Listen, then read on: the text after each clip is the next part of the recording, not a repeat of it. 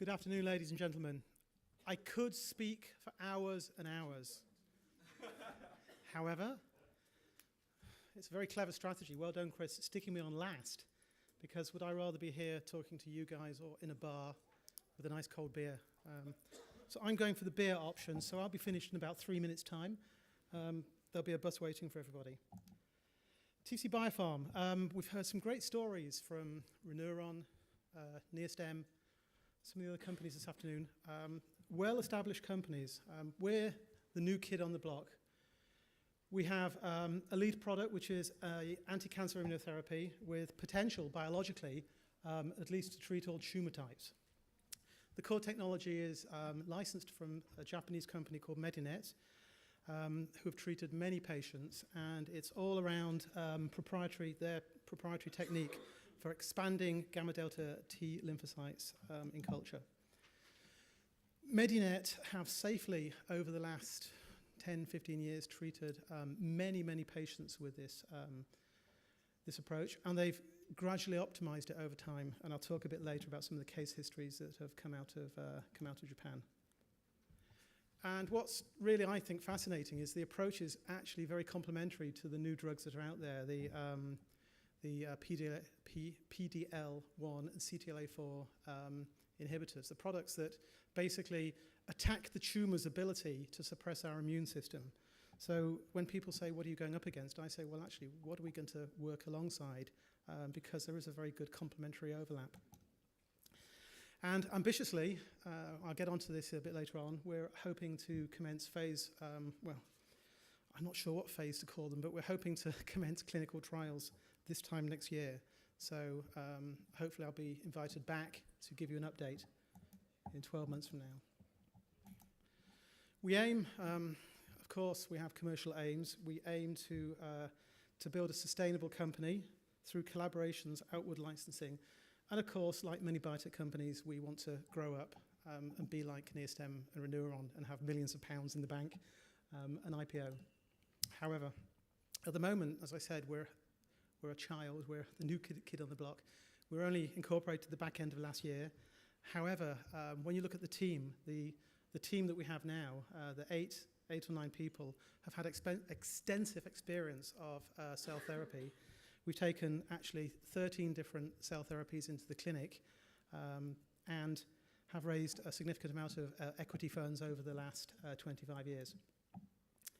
So far, in our short lifetime, we've raised £1.6 million. That sounds like a lot of money, but on a second-by-second basis, it's £1, £2, £3, £4. The money's just going more quickly than I can raise it. It's keeping me awake at night. Nonetheless, it's very exciting. So what are T lymphocytes? What are gamma-delta T lymphocytes, for that matter?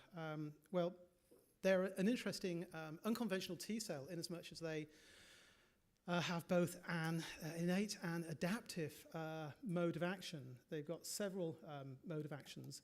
And what we're going to do is we're going to grow them in culture over a couple of weeks. And we use a proprietary 2.4-liter closed expansion system, which is it's very good from a GMP compliance point of view because it means it limits the potential for contamination as opposed to when you're using open flasks or T flasks. And the patient, over a period of several months, 3 months, typically is given 6 doses of viable T lymphocytes. Those cells are derived from the raw material, which is acquired following leukapheresis. And that's going to be one of our major clinical issues, making sure that the raw material from leukapheresis is standard from patient to patient. And we're taking a stratified approach. This is very important. Stratified medicine is very sexy at the moment, so we're not just doing this to look attractive. What's very important, and I think we've learned the lessons, and Chris and I have worked in this field for 20 more years than we care to remember. I think the stratified approach is going to be the key to success or failure of what we're doing here. And if I was to write a paper, Chris, Regenerative Medicine Mark III, it would be bridging the gap between stratified medicine and regenerative medicine. Perhaps we can write something together. But we're working with Glasgow University, with companies like Systemic, and we're actually going to not just stratify the patient into the trial, but stratify them as we're treating them, because we don't know whether they're going to need 1 treatment, 2 treatments, 12 treatments. And by looking at biomarkers, novel biomarkers, such as microRNA, I've mentioned here, by way of example, there's lots published. MicroRNA 222, my glasses, I should have put my glasses on, 506 to 514, are all upregulated in metastatic disease. And in patients who respond favorably, you see these levels tumbling down. So they're great indices, metrics of how patients are responding to specific therapies. So we're very enthusiastic about developing these markers and then validating them in real-life situations with real-life patients. So as I said, T lymphocytes are a kind of interesting cell. The gammadelta T cells are interesting. They're present in humans at about 5% of the total white cell count. And they're cytotoxic. One of the mechanisms of action is they're cytotoxic directly to cancer cells.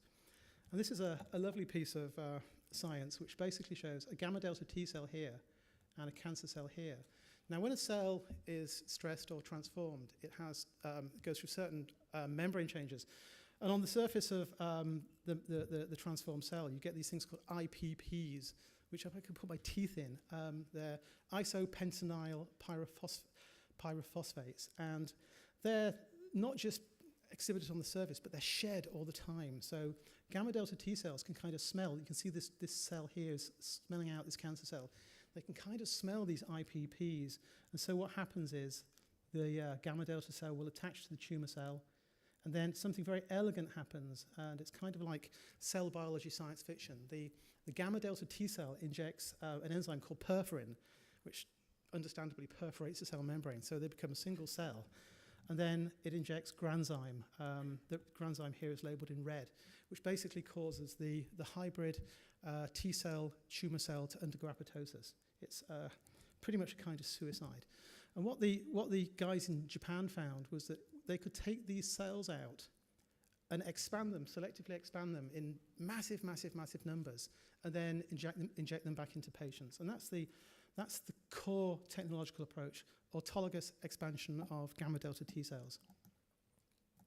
So the business, as I said, we're very experienced in new product development. We've got masses and masses of GMP, MHRA, EMEA, and FDA experience through taking various cell therapies through to the clinic. So this is kind of bread and butter stuff for us. The objectives are to grow the company rapidly over a 5-year period, and not just have one product, but build a sustainable pipeline. And also, it's very important, as I keep banging on about, becoming a force in personalised stratified medicine. And the UK is very good at that. We have a Scottish Centre for Stratified Medicine, and we have a stratified medicine catapult on the way. So we're very strong in this area. And we aim to actually build an exit for our investors within the next 6 years. The pipeline is very important, and in addition to our 2 lead approaches, which are going to be myeloma and melanoma, we're also looking at this technology as a way of treating both HIV and bird flu. So we have a very potent and powerful pipeline.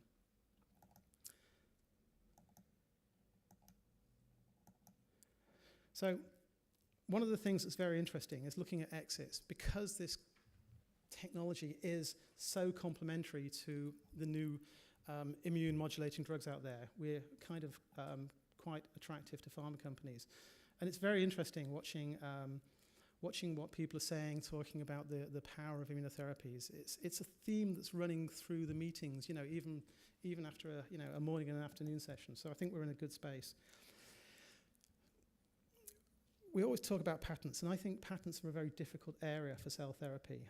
It would be great to have lots and lots and lots of composition of matter patents. However, cells were invented long before man could read and write, and certainly long before lawyers, David, we have a lawyer in our midst, could actually file very elegant patents. So whilst we try to file patents, we also believe that we have very strong barriers to entry through things like our quality systems, our regulatory infrastructure, and GMP manufacturing.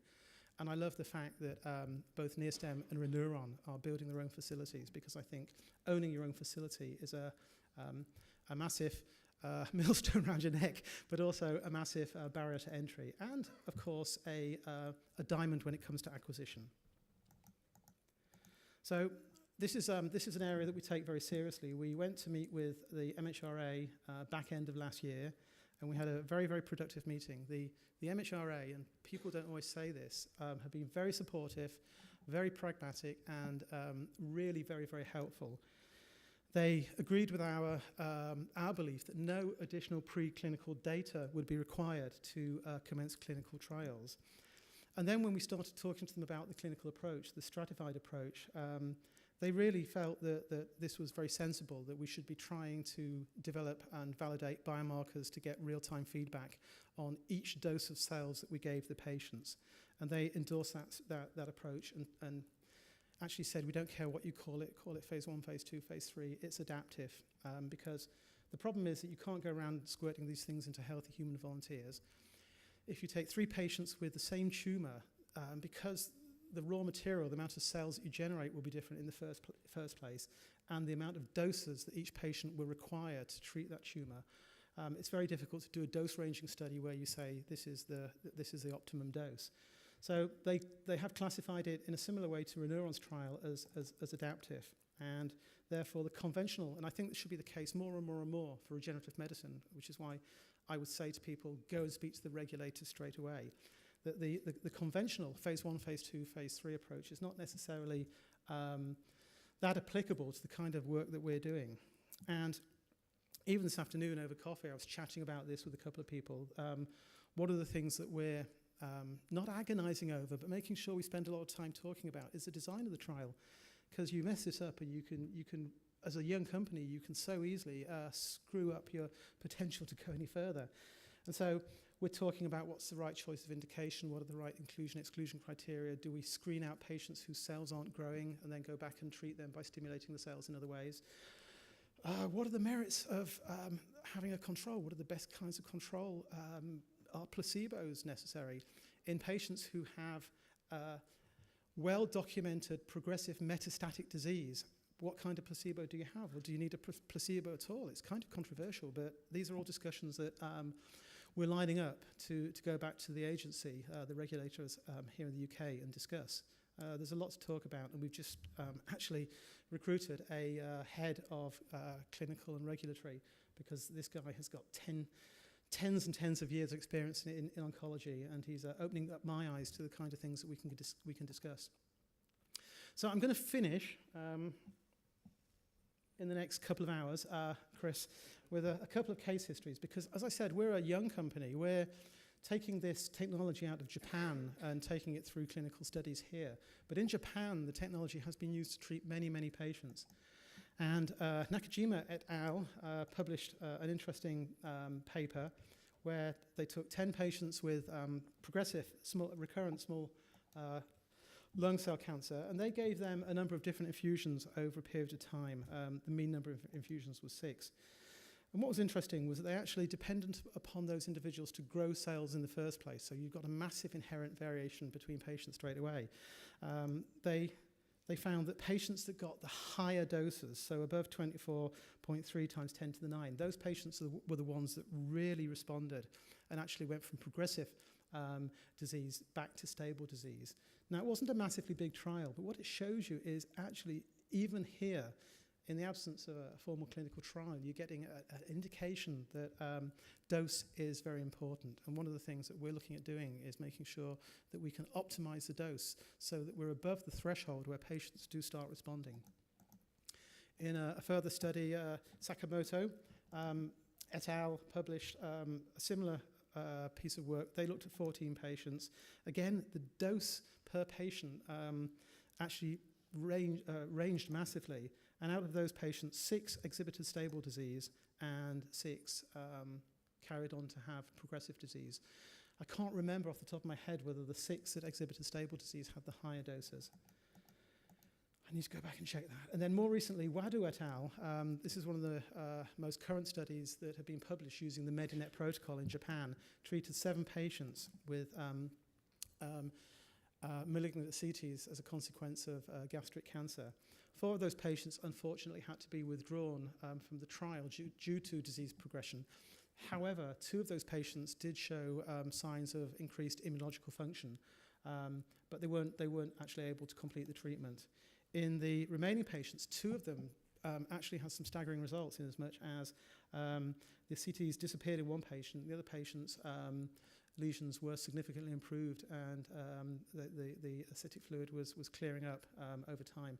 So again, this is all, albeit anecdotal because it's not a formalized clinical trial, all indicative of the fact that if you can get the dose right, this approach could be extremely efficacious. And my belief is if you get the dose right and choose the right combination therapy. So for instance, in combination with ipilimumab, the CTLA-4 antibody, these cell-based approaches may be very, very powerful because you're actually messing up the tumour's ability to screw up the immune system and then boosting the immune system at the same time. So biologically, it's a very compelling approach, and that's what we want to do. We want to run trials side by side, not against these drugs. So I'm going to finish, honestly, I'm going to finish now on a little bit on infrastructure and capability. We've got a great management team. Angela Scott, a lot of you will know, ex-Angel Biotech, has got lots of experience of GMP cell therapy. She was also, I call her the mother of Dolly the sheep because she grew, that's a bit of an insult, I'm sorry Angela, because she grew the cells for Dolly, so she's got a long history in the sector. And then equally importantly, we've got these guys, and we've just added some Japanese clinicians with a lot of experience into the mix. Christian and Jeff are Cancer Research UK New Drugs Committee clinicians. Jeff is the Professor of Translational Medicine. He looks at a whole load of new drugs. And Christian in Southampton is our other PI, who is spending a lot of his time. He's a clinical immunologist looking at different immunotherapies. They're both very excited about what we're doing. And then Paul Shields is an epigeneticist who is doing a lot of work looking at microRNA-based biomarkers, which I discussed earlier. We've fully funded our manufacturing facility, which is being built at the moment, which is why Angela's going from blonde to grey. You can see it here. It wasn't that expensive, but it's really elegant. So we've got a little bit of an office area. We've got a clean room here, and then we've got R&D and quality labs to do the environmental monitoring. The clean room area is about 1,700 square foot. It's not massive, but it'll get us going, and it'll keep us going pretty much through to the point where we can afford to raise more money and build on the back of that space and build more clean room space. The key is to do things in a stepwise approach and not go nuts at the beginning. But we're very proud of it, and if any of you want to come to Scotland and have a look round and enjoy some whiskies with me, please come. So to summarise, I've said most of these things. I just want to take this opportunity, because we've just closed a whole load of fundraisings and signed various deals, to thank our colleagues in Japan, Medinet, who've been very loyal, very patient, and very forgiving, because I'm not a particularly patient guy to work with. We think it's exciting because we do have several product opportunities, a nice pipeline. It is complementary to the new immunotherapy approaches. We've had a lot of support, I should add, from Scotland as well. The Scottish Government, Scottish Enterprise, and Scottish Development International have all helped us get to where we are. And I have to say, we wouldn't be here if it wasn't for the support that Scotland has put into this company. It's placing us at the forefront of therapeutic, regenerative, stratified medicine. It's a very exciting place to be. And this is my final thought, and this is what I'm doing it for. And through various companies like Intercytex, it's always been delightful to see patients improving. I really believe that this therapy, based on the data that's come out of Japan and where we are now with combination therapies, has the potential to significantly improve patients' quality of life. And for me, that's the driver. Thanks a lot for your time. Thanks. We've got time for just a few quick questions. Any questions for Mike? Mike, I will start off, just ask you a quick question. I mean, you mentioned Medinet several times, and I'm delighted you're working with them. Now, Medinet had already generated some clinical data in Japan, is that right? Could you say a little bit more about that? And you mentioned some of your clinical trials. And how did that impact upon working with the MHRA here, is what I'd like to know. That data was very important. The case histories I showed are all based around Medinet's approach. And the impact on the MHRA was stunning, because we took these papers in, we put together a pharmacokinetic, pharmacodynamic rationale for how these cells work, And don't let people tell you that the MHRA will make your life difficult. They'll make your life difficult if you don't go in there with a good approach. And within 10 minutes of going in there on a meeting that should be an hour and a half, we'd been through all of the discussion on what we need to do from a preclinical point of view, and then we got into the really nice discussion about the questions that we hadn't asked them, about the protocol design, et cetera, et cetera, et cetera. So in a nutshell, Chris, the data that Medinet had prepared from a patient treatment point of view was absolutely mandatory to get us off to this running start. We couldn't do it without that data. How many patients was it roughly? Because you had data on about 20 or 30 patients on there. If you look at the whole package, we've probably got data on about 100 patients that have been treated with this, and is that this approach. Only safety data, or is that efficacy data as well? It's safety, and it provides efficacy trends. So it's supplementary data really for a filing. Absolutely. And the beauty of this is in Japan there's a completely different regulatory system which has allowed Medinet to treat large numbers of patients and actually generate this data. So we're having to follow a different regulatory route, and the data from Medinet is such high quality that the MHRA said it's absolutely fine. And so you will then start generating data there. Will that help them in Japan? Will there be a knock-on effect there? Absolutely. I think you'll hear from Suzuki-san, the CEO of Medinet, later, about some of the changes in the regulatory environment in Japan.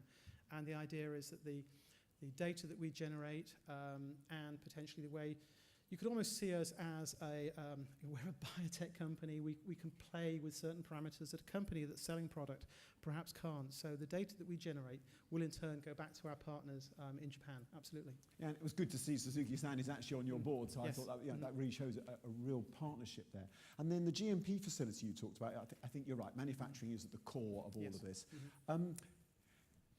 What capacity does that initial, I think it was you had 1,500 square feet, was it, to start with? What sort of capacity does that give you your phase 2, say? Or, I mean, how far can you get with that, and at what rate per week? Angela tells me that we can treat about 500 patients a year. Oh, right, so quite substantial. Pretty substantial, yeah. Okay. And then the plan is to continue expanding on that site in Scotland? Is that? Yeah, the site in Scotland is halfway between Edinburgh and Glasgow. If you know the M8, there's a building called the Dakota Building. It's a really nice hotel, and it's actually right next to where we're building the facility. And we've taken half of one floor, so I'll just show you a picture of it. There you go. So we've got, watch out, Chris, I'll laser you here. Sorry. Oh, yeah, great, okay. We've got, kind of half of a floor here. And we've got an option on the other half, which means that when we need to expand, we can do it, but we're not paying anything at the moment for that extra half. And it's really a fantastic place to be. So just because this is a regulatory session in many ways, how long has it taken to build, and how long is it going to take to get validated up and running? Okay, people are going to kill me here. The build is going to take 12 weeks. Whoa, no way. So how are you doing that, Mike? You're going to have to share that with us. There's a bottle of Bollinger going on here. So David there is going to give Angela a bottle of Bollinger if we do it in 12 weeks. WHP has done this. So it's all pre-assembled, is it? It's all pre-assembled. Yeah, okay, so this is porter cabins which you're going to drop down. It's going to be a clean room that's pre-assembled within that space. Great, okay, so that can be done. That's to really a certain nice. extent. And is that British made, or it's where's all that? British made. It's coming out of WHP, who are just outside Newcastle. And it's pretty bread and butter stuff. And again, validation? That's going to take longer. How long will validation take, Angela?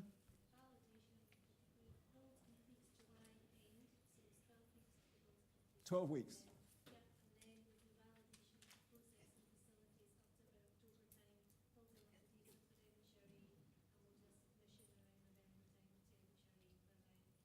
So this time next year, you should be up and running with that facility. Yeah. All being well. Patients this time next year, yeah. Great. So, I mean, that shows how fast it can be done if you really are very organised. I know, Angela, you've got huge amounts of experience here. But, I mean, this is crucial, isn't it, to be able to build a facility and not have to spend 2 or 3 years getting it built and validated, because that takes time and money. You'll actually be up and running 12 months from now. We will, but it's very scary because you need to spend money to build infrastructure. And so that £1.6 million that I talked about is just going and going and going. And in the early days of Intercytex, Paul and I were going £1, £2, £3, and we're back to that. You have to spend that money. But I'm hoping that the investors will see we spent the money, we built the infrastructure, and they'll continue to support us as we move towards treating patients. But you've got to spend money to add value. Great, thanks, Mike. Is there any other quick questions for Mike? If not, can we thank Mike for a great talk? Thank you very much, Mike. Thanks, great job, really nice. And can I thank all our speakers for giving great...